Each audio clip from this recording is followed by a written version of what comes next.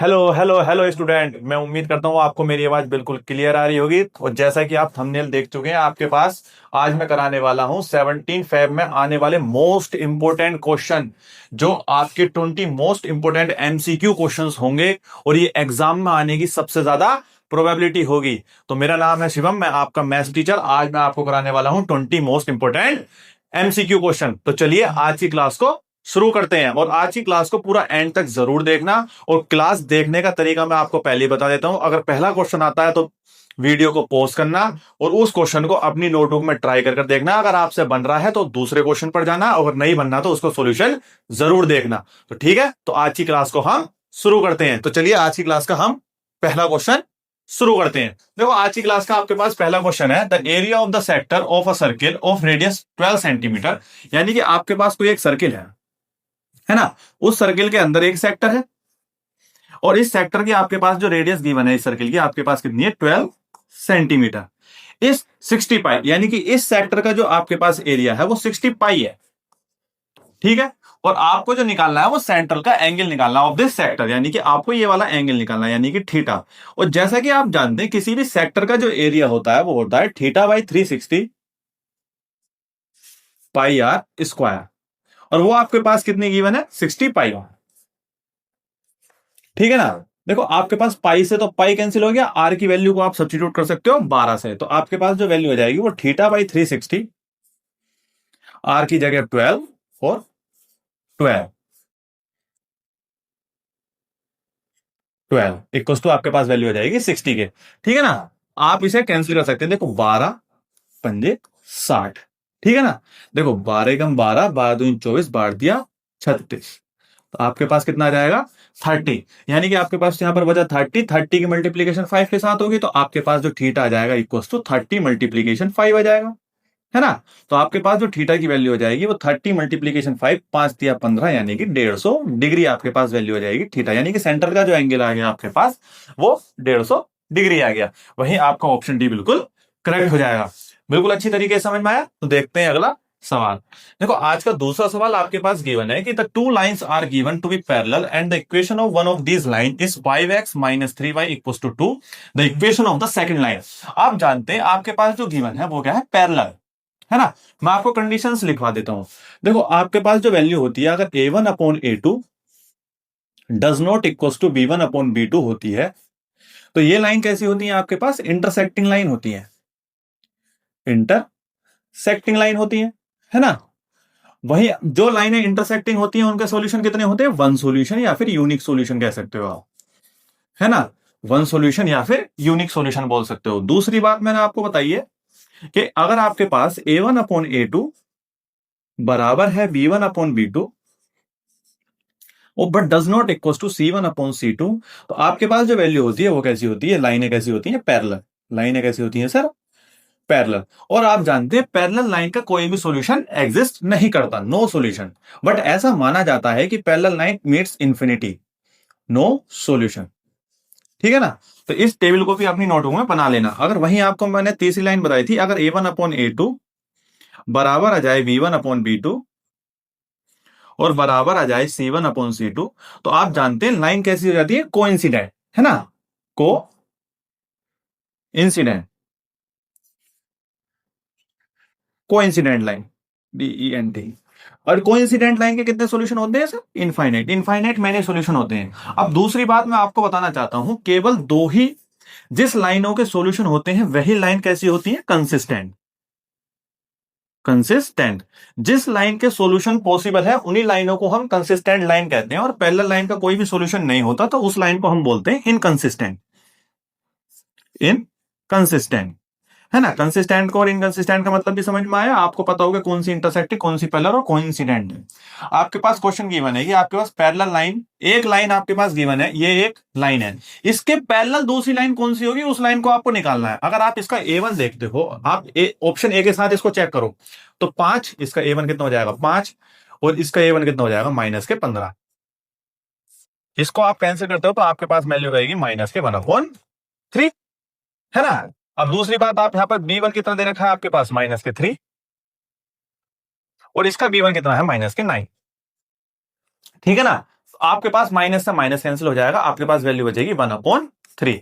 यानी कि ये दोनों बातें इक्वल नहीं है, तो ऑप्शन ए तो बिल्कुल सही नहीं हो सकता। वहीं आप चेक करते हैं ऑप्शन बी को, तो आपके पास 5/15 यानी कि 1/3 आ जाएगा। यानी आप इसके साथ जो चेक करोगे 5/15 1/3 आ जाएगा सर, और माइनस के 3/9, तो माइनस की वैल्यू आपके पास आ जाएगी, ये वाला ऑप्शन भी बिल्कुल गलत हो जाएगा।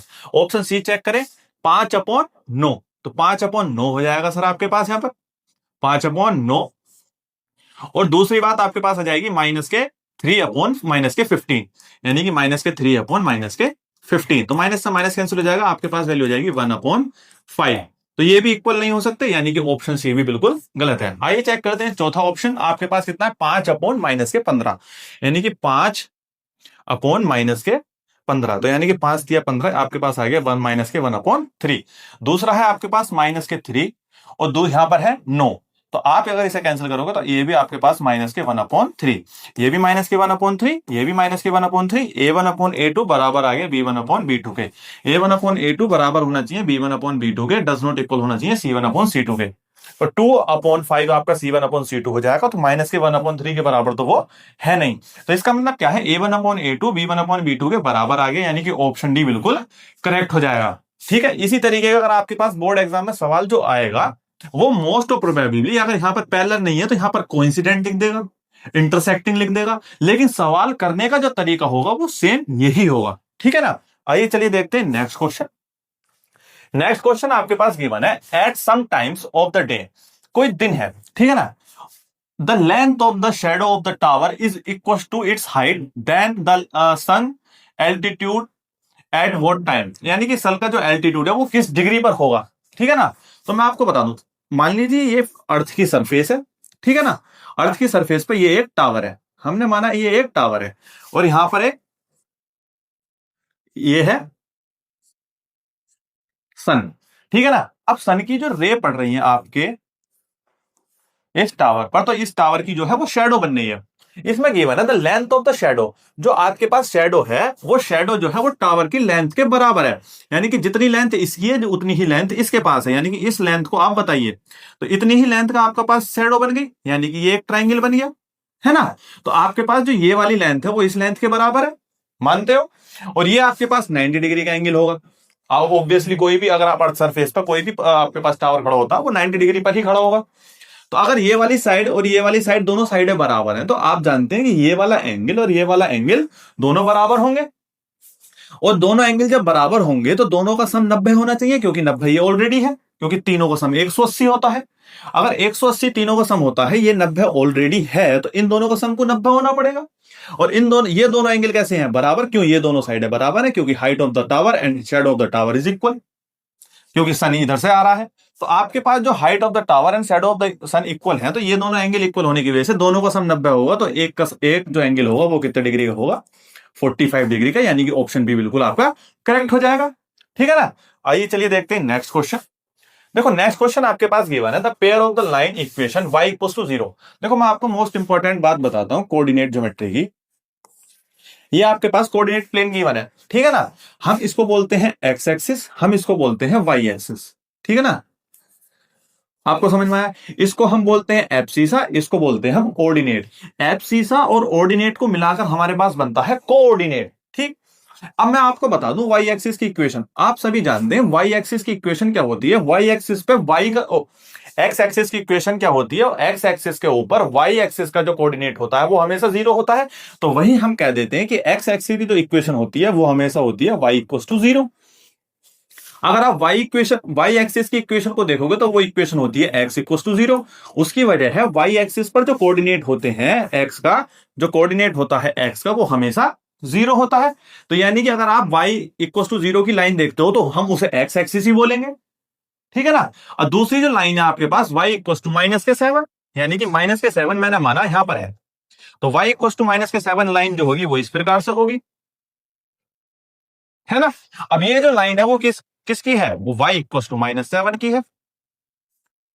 अब ये जो लाइन है वो लाइन जो है वो x एक्सिस के कैसी है, अगर आप इस लाइन को देखते हो तो वो x एक्सिस के साथ पैरेलल है है ना। अगर ये लाइन एक्स एक्सिस के साथ पैरेलल है तो जो लाइन पैरेलल होती है, मैंने अभी थोड़ी देर पहले आपको बताया था, जो लाइन पैरेलल होती है उसका कोई सॉल्यूशन एग्जिस्ट नहीं करता। लेकिन ऐसा माना जाता है जो पैरेलल लाइन होती है वो मीट्स इंफिनिटी, वो आप अगली क्लास में जाके पढ़ोगे, ठीक है ना। तो पैरेलल लाइन का कितने सॉल्यूशन होते हैं? नो सॉल्यूशन, यानी कि इन दोनों लाइनों के कोई भी सॉल्यूशन नहीं है। रीजन क्या है? दोनों लाइनें कैसी हैं सर? पैरेलल लाइन है। ओके, आइए चलिए देखते हैं नेक्स्ट क्वेश्चन। देखो नेक्स्ट क्वेश्चन आपके पास गिवन है, the area of the square inscribed in a circle of radius 5√2 centimetre is. आपके पास एक सर्किल गिवन है, उस सर्किल के अंदर एक स्क्वायर है, और इस सर्किल की जो आपके पास रेडियस गिवन है वो आपके पास है 5√2, ठीक है। और आप जानते हैं इस सर्किल की अगर रेडियस 5√2 है तो डायमीटर आपके पास कितना हो जाएगा सर? 10√2। और डायमीटर कितना हो जाएगा आपके पास? 10√2। अगर आप इस सर्किल का डायमीटर को ड्रॉ करते हो तो आपके पास जो वैल्यू है वो कितनी हो जाएगी? 10√2। अगर डायमीटर 10√2 है तो डायमीटर ही इस स्क्वायर का डायगोनल हो जाएगा। अगर आप स्क्वायर की साइड को ए मानते हो तो ये वाली साइड भी ए होगी, क्योंकि ये स्क्वायर है, चारों साइडें बराबर होंगी। अगर आप स्क्वायर है तो स्क्वायर की वजह से ये 90 डिग्री का एंगल होगा, एम आई राइट। अगर ये 90 डिग्री का एंगल है तो ये हाइपोटेनियस होगी, तो ये एक राइट एंगल ट्रायंगल बन गया। अगर आप ऊपर वाला देखते हो तो अगर आप इसमें पाइथागोरस अप्लाई करते हो तो हाइपोटेनियस का स्क्वायर यानी कि 10√2 का स्क्वायर बराबर होना चाहिए परपेंडिकुलर का स्क्वायर और बेस का स्क्वायर, यानी कि ए स्क्वायर ही परपेंडिकुलर है और बेस भी ए स्क्वायर है। तो आप 10 का स्क्वायर 100, √2 का स्क्वायर 2, तो 100 की 2 से मल्टीप्लीकेशन करोगे तो सर आपके पास वैल्यू आ जाएगी 200। ए स्क्वायर 2a स्क्वायर, है राइट।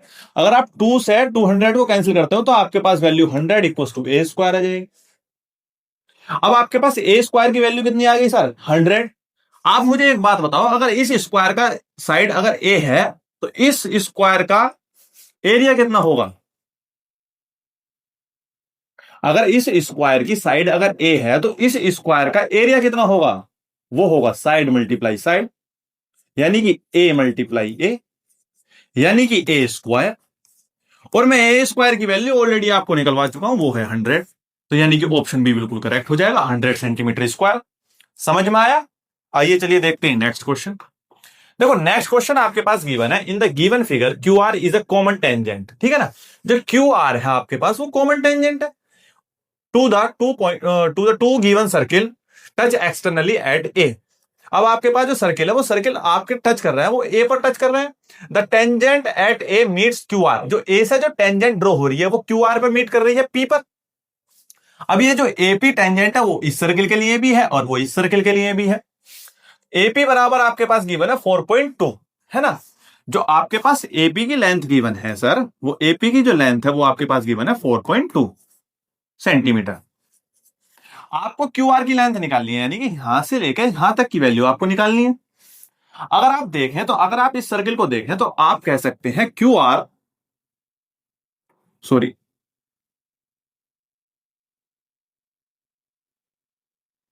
क्यूपी बराबर होगा एपी। क्यों? क्योंकि मैंने आपको बताइए सर्किल के अंदर जो थ्योरम होती है 10.2 थ्योरम जो कहती है, अगर आप एक्सटर्नल पॉइंट से टेंजेंट्स ड्रॉ करते हो, tangents from external point are equal,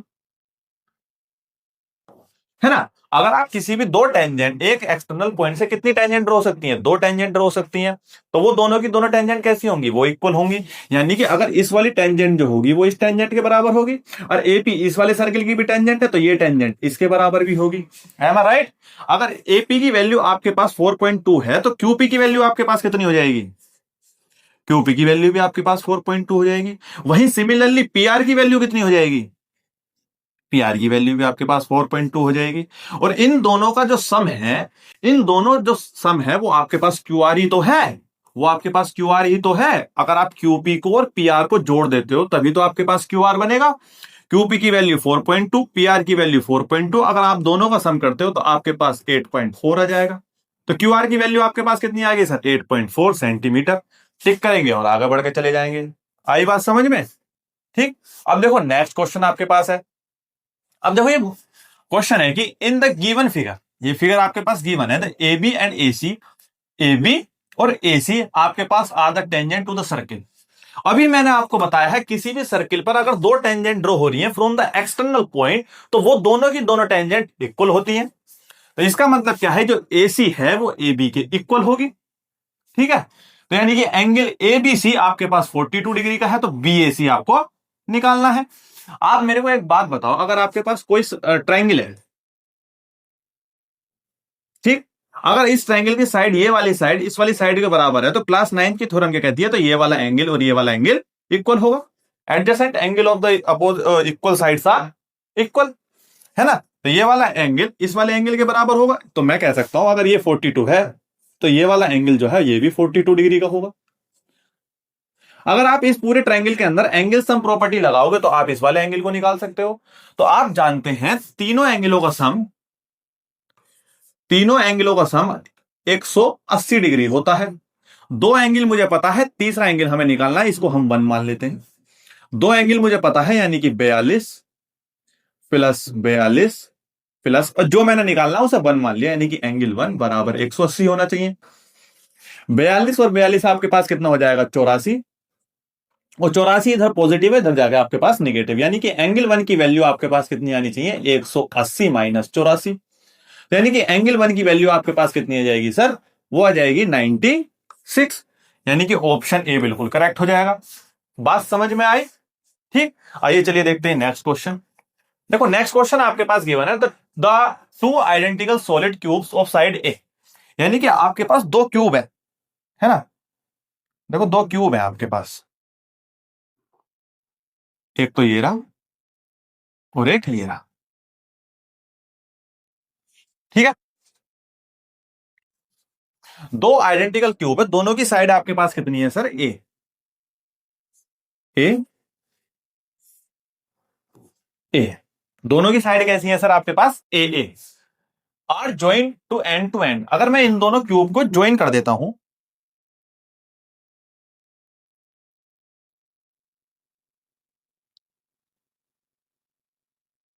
अगर आप इन दोनों क्यूब को ज्वाइन कर देते हो, तो आपका the total surface area of the resulting cuboid is what. यानी कि जो क्यूबॉइड आपके पास बनेगा उसका टोटल सरफेस एरिया आपके पास कितना हो जाएगा, वो आपको बताना है। तो आप जानते हैं अगर ये ए है तो यहां से लेकर यहां तक की वैल्यू भी आपके पास ए है, और ये तो ए ही रहने वाली है और ये भी ए ही रहने वाली है। तो यानी कि आपके पास जो इस क्यूबॉइड की रिजल्टिंग लेंथ कितनी हो जाएगी सर आपके पास, 2a। ठीक है ना। तो आपको इस क्यूबॉइड का आपको क्या बताना है, एरिया।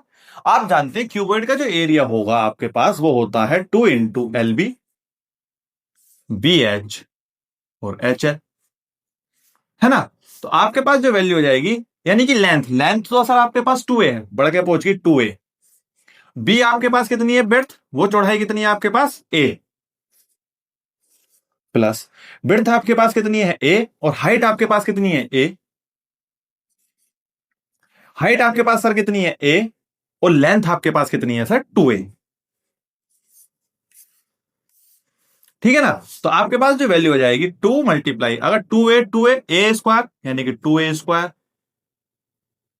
ये आपके पास कितना हो जाएगा, a स्क्वायर, और ये कितना हो जाएगा 2a स्क्वायर, है ना। तो आपके पास जो वैल्यू हो जाएगी सर वो कितनी हो जाएगी, 2a square plus a square 3a square और 2 5a स्क्वायर।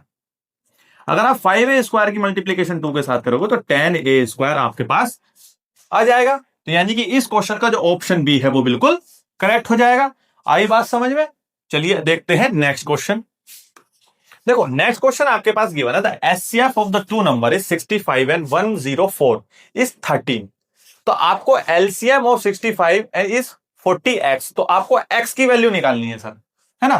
तो आप जानते हैं, देखो मैं एक आपको थ्योरम बता दूं, प्रोडक्ट ऑफ नंबर बराबर कितना होता है उसके एलसीएम मल्टीप्लाई HCF। यहां तक आप सभी को पता है? हाँ जी सर, बिल्कुल अच्छी तरीके से पता है। तो product of the number, number क्या है आपके पास 65 और 104, एलसीएम हम निकालना है सर, और HCF हमें पता है वो 13 है। ठीक है, अगर आप देखें तो 13 इधर आकर कितना हो जाएगा डिवाइड में, तो यानी कि 65 मल्टीप्लीकेशन 104 अपॉन वो कितना आ जाएगा सर 13। Equal to LCM. तो 13 पंजे 65, आपके पास ये वाली वैल्यू आ गई। हाँ जी सर ये आ गई। अगर आप 5 से इसको डिवाइड करते हो तो यानी कि 5 से इसकी मल्टीप्लीकेशन करते हो तो आपके पास एलसीएम आ जाएगा। तो आपके पास जो एलसीएम आ जाएगा वो कितना आ जाएगा, 5 मल्टीप्लीकेशन 104। 5 मल्टीप्लीकेशन 104। अब आपको क्वेश्चन के अंदर जो एलसीएम गिवन है वो कितना है, 40x। तो हम इस एलसीएम की जगह 40x लिख सकते हैं। तो 40x इक्वल टू कितना हो जाएगा, 5 मल्टीप्लीकेशन 104। 40 मल्टीप्लीकेशन में इधर जाकर डिवाइड में, तो x की वैल्यू सर आपके पास 5 मल्टीप्लीकेशन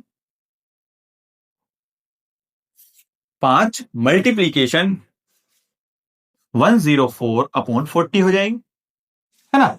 5 अट्ठे 40 और 8 से इसको डिवाइड कर सकते हो, 8 ही करना 8, और आपके पास 8 से इसे डिवाइड करोगे तो आपके पास वैल्यू कितनी आएगी, 8 से डिवाइड इसे करो तो देखो 4 से करो, 4 ही करना 4, 4 दूनी,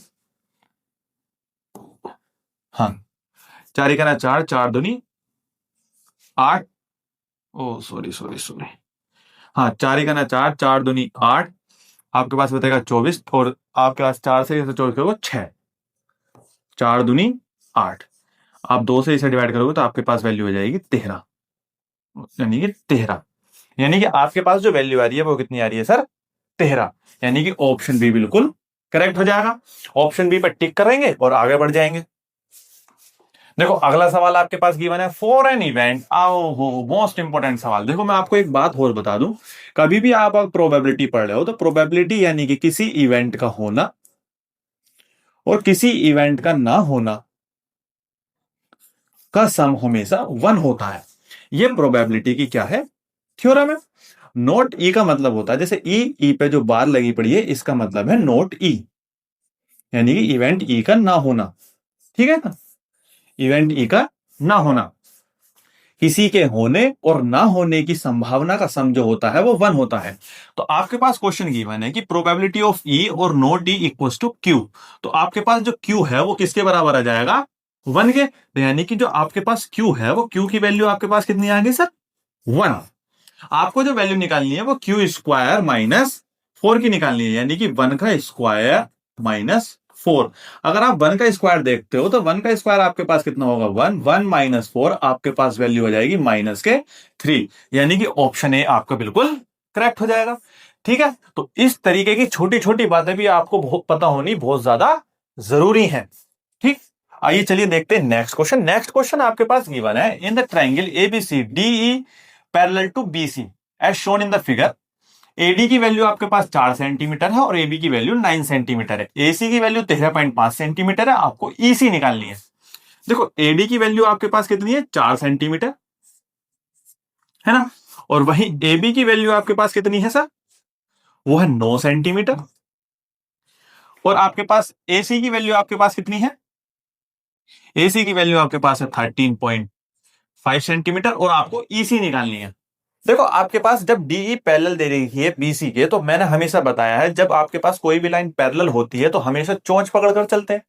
तो चोंच पकड़ने का मतलब है आपने ऊपर से देखा, तो ऊपर से जब आप देखोगे तो आप लगा सकते हो इसमें क्या, बी पी टी, यानी कि basic proportional theorem. Basic proportional theorem क्या कहती है, छोटा वाला यानी कि ए डी अपॉन बड़ा वाला यानी कि ए बी बराबर होता है छोटा वाला यानी कि ए ई अपॉन बड़ा वाला यानी कि ए सी।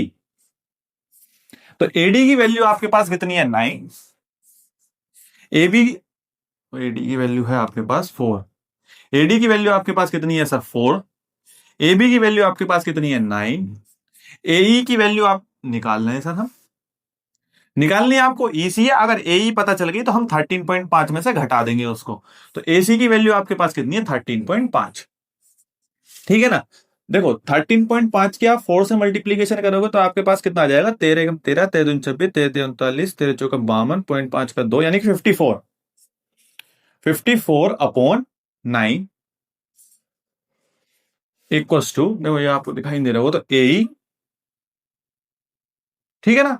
आप इसे 9 से 54 को आप डिवाइड करोगे तो आपके पास जो वैल्यू आ जाएगी 9 छक्का 54, यानी कि 6 इक्वल्स टू आपके पास जो ए आ गया।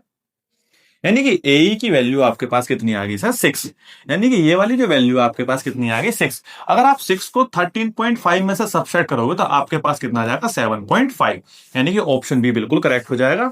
टिक करेंगे और आगे बढ़ के चले जाएंगे।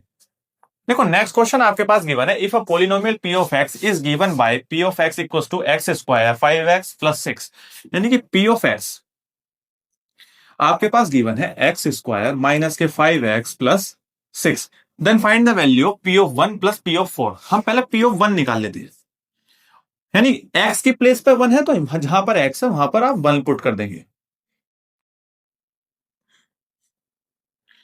5 मल्टीप्लीकेशन 1 प्लस 6, तो 1 का स्क्वायर आपके पास 1 होता है माइनस के 5 प्लस 6, ठीक है ना। तो आपके पास 1 में से आप 5 को सब्ट्रैक्ट करोगे माइनस के 4 और प्लस के 6, आपके पास वैल्यू कितनी आ जाएगी 2। आपको वैल्यू निकालनी है p ऑफ 4 की, तो आपको वैल्यू निकालनी है p ऑफ 4, तो p ऑफ 4 की अगर आप वैल्यू निकालोगे तो आपके पास आ जाएगा 4 का स्क्वायर माइनस 5 मल्टीप्लीकेशन 4 प्लस 6। 4 का स्क्वायर आपके पास कितना होता है 16, 5 चौका आपके पास कितना हो जाएगा 20 और प्लस 6, यानी कि 16 और 6 आपके पास कितना हो जाएगा 22, और 22 में से 20 जाएंगे तो आपके पास वैल्यू की सर कितनी आ जाएगी 2। आपको इन दोनों का भी सम निकालना है तो आपके पास वैल्यू कितनी आ जाएगी सर 4, यानी कि ऑप्शन बी बिल्कुल करेक्ट हो जाएगा। टिक करेंगे और आगे बढ़ के चले जाएंगे। देखो नेक्स्ट क्वेश्चन आपके पास गिवन है द फोर्थ वर्टेक्स। देखो इसकी तो मैंने शॉर्ट ट्रिक भी आपको जेएस टॉपर्स पॉइंट की शॉर्ट्स में डाल रखी है। आपके पास क्या होता है, आपके पास कोई भी एक पैरेललोग्राम है सर, है ना, कोई भी आपके पास पैरेललोग्राम है सर ए, और उसके कोऑर्डिनेट आपके पास गिवन है माइनस के 2,3, और बी कोऑर्डिनेट आपके पास क्या है वो है 6,7, सी के कोऑर्डिनेट आपके पास कितने हैं 8,3। आपको डी के यानी कि फोर्थ वर्टेक्स निकालना है, यानी कि डी के कोऑर्डिनेट निकालने हैं, है ना। तो मैंने आपको सिखाया है कि आपको अपोजिट वाले जोड़ने हैं और सामने वाला घटाना है। -2 प्लस 8 6, और 6 में से 6 गया तो आपके पास कितना आ जाएगा सर 0। एम आई राइट? मैं लिख देता हूं आपको समझ में आने। -2 plus 8 minus 6 comma 3 plus 3 3 plus 3 minus 7, -2 और 8 6 और 6 6 0, 3 और 3 6, 6 में से 7 गए आपके पास -1, यानी कि 0,-1 आपका करेक्ट हो जाएगा। ऑप्शन बी को टिक करना और आगे बढ़ के चले जाना है। इस तरीके के सवाल को इस तरीके से करेंगे। अगर आपके पास 3 नंबर का सवाल आता है फिर तो आप मिड पॉइंट वगैरह सेक्शन 4 पर लगाकर आप क्वेश्चन करेंगे। If the difference of the mode and median, देखो आपके पास सवाल है कि मोड माइनस मीडियन बराबर है 24 के, ठीक है ना। Then the difference of the median and mean, median में से मीन को घटाने का डिफरेंस आपके पास कितना होगा। देखो आप इंपेरिकल फॉर्मूला जानते होंगे कि मोड इक्वल्स टू होता है 3 मीडियन माइनस के 2 मीन, है ना सर। आपके पास 3 मीडियन माइनस के 2 मीन, तो आपके पास मोड है, इस मोड की वैल्यू को आप सब्स्टिट्यूट करना। इस मोड की जगह आप क्या लिखोगे 3 मीडियन माइनस के 2 मीन और माइनस मीडियन, है ना। इस मोड की जगह तो ये वाली वैल्यू लिख दी माइनस मीडियन, इक्वल्स टू आपके पास कितनी है सर वैल्यू 24। देखो 3 मीडियन में से मीडियन गया तो आपके पास बचा 2 मीडियन, है ना। यहां पर भी 2 मीडियन 2 मीन तो 2 कॉमन ले लिया, आपके पास बचेगा median minus mean equals to 24, है ना। ये मल्टीप्लीकेशन में उधर जाके डिवाइड में से तो 2 से 24 आपके पास कैंसिल हो जाएगा। आपके पास जो वैल्यू हो जाएगी वो कितनी आ जाएगी 12, और आपको निकालना कितना था median minus mean, median minus mean, आपके पास वैल्यू कितनी आ जाएगी 12, यानी कि ऑप्शन बी करेक्ट हो जाएगा। बिल्कुल अच्छी तरीके से समझ में आया। आइए चलिए देखते हैं नेक्स्ट क्वेश्चन। देखो नेक्स्ट क्वेश्चन आपके पास क्या है, the 3 numbers in AP have the sum 30, then what is its middle term, यानी कि 3 टर्म में आपके पास गिवन है, उन तीनों टर्म का जो सम है आपके पास 30 है, तो उसकी बीच वाली टर्म क्या होगी। देखो मैं आपको बता दूं, अगर एपी की आपको 3 टर्म है यानी कि 3 टर्म लेट करनी है हमेशा। अगर आपको लेट करनी है 3 टर्म तो वो कौन कौन सी करनी है, एक तो ए माइनस डी और ए और ए प्लस डी। है ना सर? बिल्कुल हमेशा याद रखेंगे। हाँ जी सर, अच्छी तरीके से हमेशा याद रखेंगे। दूसरी बात, अगर आपको एपी के अंदर 4 टर्म ऐड करनी है, 4, तो वो कौन सी हमेशा ऐड करेंगे? तो वो आप ऐड करेंगे ए माइनस 3D, ए माइनस डी, ए प्लस डी और ए प्लस 3D। है ना? तो आपको हमेशा एपी में जो 4 टर्म ऐड करनी है वो ये करनी है। ठीक है ना? अगर आपको एपी के अंदर 5 टर्म ऐड करनी है, क्वेश्चन अगर आपके पास आ जाता है 5 टर्म को, तो 5 टर्म में हमेशा जो ऐड करनी है वो ए माइनस 2D, ए माइनस डी, ए, ए प्लस डी और ए प्लस 2D। हमेशा याद रखेंगे, तीनों के तीनों कॉन्सेप्ट को अच्छी तरीके से अपनी नोटबुक में लिख लेना। तो आपके पास सवाल है कि 3 टर्मों का सम आपके पास कितना है? 30। यानी कि एपी की इन तीनों टर्मों का सम आपके पास कितना है? 30। यानी कि a minus d plus a minus a plus d equal to आपके पास कितना है? 30। देखो डी से डी कैंसिल हो जाएगी, ए 3a इक्वल टू आपके पास कितना जाएगा? 30। 3 से 30 को कैंसिल कर सकते हो, तो ए की वैल्यू आपके पास कितनी आ गई सर? 10 आ गई। यानी कि ए की वैल्यू आपके पास 10 आ गई। ये पहली टर्म है, ये सेकंड और ये थर्ड। तो यानी कि 3 टर्मों की जो मिडिल टर्म होगी वो ए ही तो होगी। तो ए की वैल्यू आपके पास कितनी है? ये 10। यानी कि ऑप्शन बी बिल्कुल करेक्ट हो जाएगा। आइए चलिए देखते हैं नेक्स्ट क्वेश्चन। नेक्स्ट क्वेश्चन आपके पास गिवन है, the probability of throwing a die a number getting greater than 2 with a fair die. देखो फेयर डाई का मतलब है कि सारे के सारे इवेंटों की जो प्रोबेबिलिटी है वो इक्वली लाइकली है। यानी कि आपके पास अगर आप कोई भी डाई को थ्रो करते हो तो आपके पास जो आउटकम आते हैं वो 1, 2, 3, 4, 5 एंड 6 आएंगे। है ना? तो टोटल आउटकम आपके पास कितने हो गए? अगर आप किसी की प्रोबेबिलिटी, किसी भी इवेंट की प्रोबेबिलिटी निकालते हो तो वो इक्वल होती है favourable outcome upon total outcome. आपके पास फेवरेबल आउटकम यानी कि ग्रेटर देन 2, यानी कि ग्रेटर देन 2 का मतलब है कि यानी कि ये 4 टर्म आ सकते हैं। तो आपके पास जो फेवरेबल आउटकम हो गए वो 4 है, और टोटल आउटकम तो डाई थ्रो करने पर 6 होते हैं। अगर आप 2 से इसे डिवाइड करते हो तो आपके पास वैल्यू हो जाएगी 2/3। यानी कि ऑप्शन ए करेक्ट हो जाएगा। टिक करेंगे और आगे बढ़ जाएंगे। नेक्स्ट क्वेश्चन आपके पास गिवन है, y = 1 is one of the solution of the quadratic equation, then find the value of p। देखो y = 1 आपके पास सॉल्यूशन गिवन है और इक्वेशन आपके पास गिवन है py² प्लस py प्लस 3 = 0। यानी कि इसका मतलब है कि y की जगह आपको वैल्यू 1 रखनी है। तो p1 का स्क्वायर p1 प्लस 3 = 0। 1 का स्क्वायर कितना होता है? 1। तो p की 1 से मल्टीप्लीकेशन करोगे तो p प्लस 3 = 0। अब 3 यहां पर देखो p 2p प्लस का है 3, उधर जाकर आपके पास माइनस हो जाएगा, 2 इधर जाकर डिवाइड में, तो आपके पास p की वैल्यू आपके पास सर कितनी आ जाएगी? -3/2। यानी कि -3/2, यानी कि ऑप्शन सी बिल्कुल करेक्ट हो जाएगा। टिक करेंगे और आगे बढ़ जाएंगे। नेक्स्ट क्वेश्चन आपके पास गिवन है, 2 sin² थीटा = 1/2। 2 sin² थीटा = 1/2 और थीटा की जो वैल्यू गिवन है आपके पास 0 से लेकर 90 डिग्री के अंदर है, यानी कि पहले क्वाड्रेंट के अंदर है। अगर आप 2 को इधर लेकर जाओगे तो आपके पास जो वैल्यू हो जाएगी वो sin² थीटा = 1/4, यानी कि 2 की इधर जाकर मल्टीप्लीकेशन हो जाएगी। आप स्क्वायर को हटाओगे, इधर जाकर रूट लग जाएगा, तो यानी कि sin थीटा = आपके पास आ जाएगा √1/4। और √1/4 आपके पास कितना होता है? sin थीटा = आ जाएगा 1/2 के। देखो आता तो प्लस माइनस का है, लेकिन पहले क्वाड्रेंट होने की वजह से साइन की जो पहले क्वाड्रेंट में वैल्यू होती है वो ऑलवेज सारी पॉजिटिव होती है, तो हम माइनस का ना लेकर प्लस का लेंगे। अगर आपके पास साइन थीटा = 1/2 है तो आप जानते हैं साइन थीटा 1/2 को हम लिख सकते हैं sin 30। है ना? तो on comparing the both side आपके पास थीटा की वैल्यू आपके पास सर कितनी आ गई? 30 डिग्री। यानी कि थीटा की वैल्यू सर आपके पास कितनी आई है sir?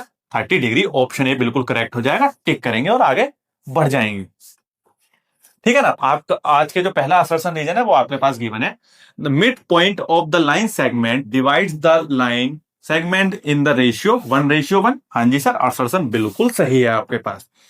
The ratio in which the point this, ये वाला जो पॉइंट है डिवाइड्स द लाइन सेगमेंट, जो पॉइंट आपके पास गिवन है वो 1:2 में डिवाइड कर रहा है, क्या आप इसको चेक कर सकते हैं?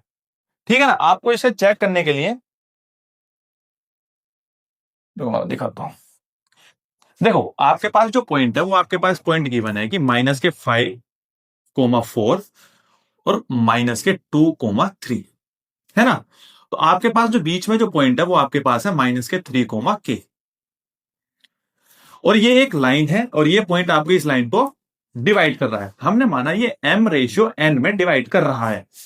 मैंने आपको बताया है कभी भी इसको बड़ा x, इसको y, इसको x1, इसको y1, इसको x2, इसको y2। सेक्शन फॉर्मूला आपके पास क्या होता है, x, y इक्वस टू इसकी इधर मल्टीप्लाई nx1, इसकी उधर multiply plus mx2 upon m+n। ठीक है। इसकी इधर मल्टीप्लाई ny1, इसकी उधर multiply plus m/2 y upon m+n, है ना। आपको समझ में आया? अब इसमें वैल्यू पुट करिए। आपके पास -3, है, n की मल्टीप्लाई -5 के साथ तो -5n, m की माइनस उसके साथ तो -2m अपॉन आ जाएगा m+n।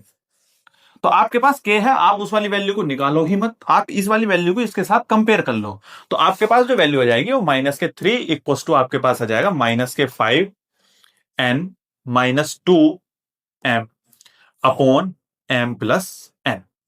आप इसकी मल्टीप्लीकेशन आप इसके साथ करोगे तो आपके पास आ जाएगा -3m और -3n इक्वल टू 5n -k और -k ही 2m। m को आप इधर ले जाओ, n को इधर ले जाओ, तो -3m प्लस के 2n इक्वल टू हो जाएगा -5n और +3n। माइनस प्लस माइनस तो आपके पास बचेगा -m इक्वल टू यहां पर आपके पास बचेगा -2n। माइनस से माइनस कैंसिल हो जाएगा, n को आप इधर ले जाओगे तो m upon n equal to आ जाएगा सर 2। अपॉन में 1 मान सकते हैं, तो रेशियो आपके पास आया 2:1। यानी कि आपके पास जो रेशियो गिवन था वो 1:2 है, लेकिन हमारा जो रेशियो आपके पास निकल कर आया है वो 2:1 आया है। यानी कि रीजन आपका क्या है, गलत है। रीजन आपके पास जो आया है वो कितना है, क्या है सर, गलत है। रीजन आपका कैसे हो जाएगा, वो गलत हो जाएगा। यानी कि assertion is true, reason is false, option C correct हो जाएगा। टिक करेंगे और आगे बढ़ जाएंगे। नेक्स्ट क्वेश्चन आपके पास गिवन है असर्शन का, if the circumference of the circle is 176 then its radius is 28 centimetre. वो हम निकाल लेते हैं। देखो आपके पास circumference equals to 2 into radius, reason तो सर आपके पास बिल्कुल करेक्ट है। तो यानी कि सर्कमफ्रेंस जो होता है वो सर्कमफ्रेंस आपके पास कितना गिवन है, 176 इक्वल्स टू कितना होना चाहिए, 2 मल्टीप्लीकेशन आर के, है ना। तो रेडियस हम निकाल रहे हैं, तो आप इसे पहले 2 से डिवाइड करेंगे तो आपके पास आ जाएगा 18 और 88 इक्वल्स टू पाई की वैल्यू कितनी होती है, 22/7 मल्टीप्लाई आर। आप 22 से 82 को मल्टीप्लाई करेंगे तो आपके पास आ जाएगा 4, 7 की आप 4 से मल्टीप्लीकेशन करेंगे तो 28 इक्वल्स टू आपके पास कितना आ जाएगा, आर। यानी कि आपके पास जो असर्शन है वो भी करेक्ट है और रीजन जो है वो भी करेक्ट है। यानी कि ऑप्शन ए, यानी कि क्वेश्चन नंबर 20 का ऑप्शन ए बिल्कुल करेक्ट हो जाएगा। यानी कि असर्शन भी ट्रू है, रीजन भी ट्रू है, और reason is the correct explanation of the assertion. ठीक है ना। मैं पूरी उम्मीद करता हूं आपको ये सारे 20 के 20 सवाल बहुत अच्छी तरीके से समझ में आए होंगे, और समझ में आए हैं तो एक बार लाइक जरूर करें, कमेंट बॉक्स में अपने डाउट्स जरूर लिखें। ठीक है ना। तो नेक्स्ट वीडियो में किस तरीके की बनाऊं उसका सजेशन कमेंट बॉक्स में जरूर लिखें, और हमारे चैनल को सब्सक्राइब जरूर करें। Thank you.